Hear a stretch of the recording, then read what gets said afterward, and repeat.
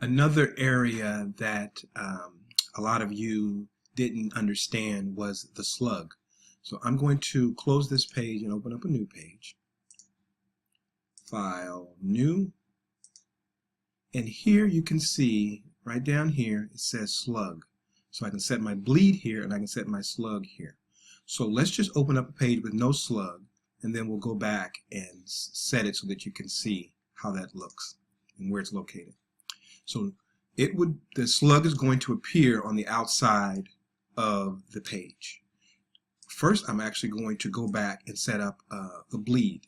And you can see where the bleed is. I'll set this at 1/2 inch so that it's pretty clear. You can see there's that line right there. Okay. There's the bleed extending all around. And the bleed, of course, is so that you can have design work extend off of the page. Gives that some color.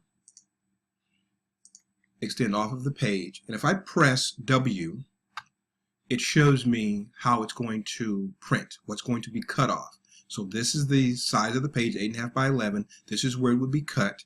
If I were printing with a bleed, I would need to print on a piece of paper that is larger than 8.5 by 11, so that when it's trimmed, this yellow color can go all the way to the edge. And usually I just set it up nice and neatly to the bleed line.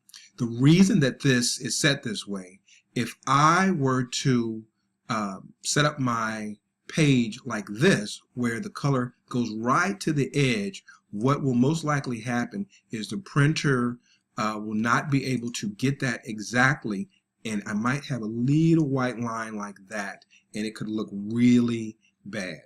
Pressing the W key again, if I change this to something darker, then you can see I will have this white line around my design, and that doesn't look good. Okay, so pressing W again to get back, zooming all the way out. I'll delete that and go back to File, Document, Setup, and Slug. Okay, so I'm going to make my slug very thin right now, and then I'll change the size of it.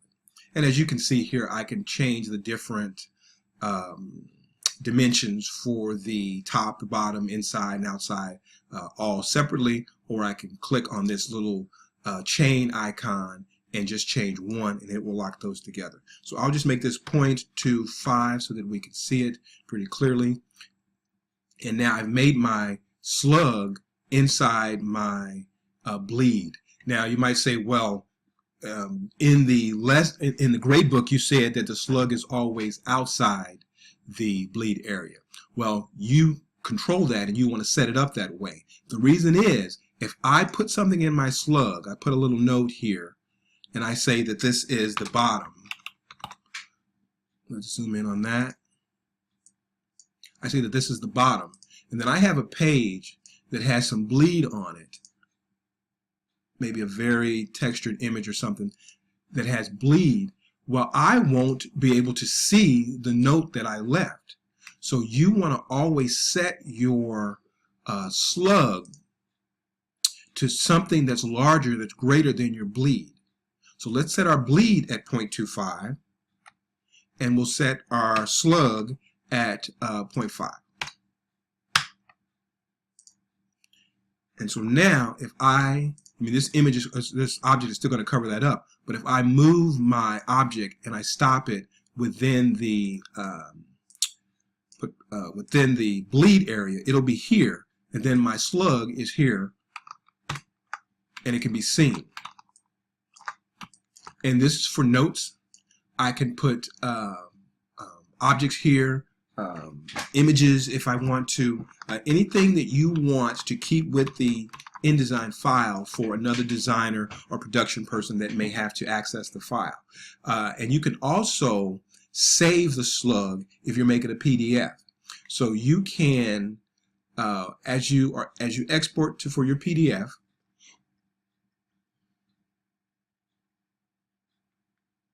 and we'll just go to save. And when the settings come up, if you go to marks and bleeds, you can include the slug area.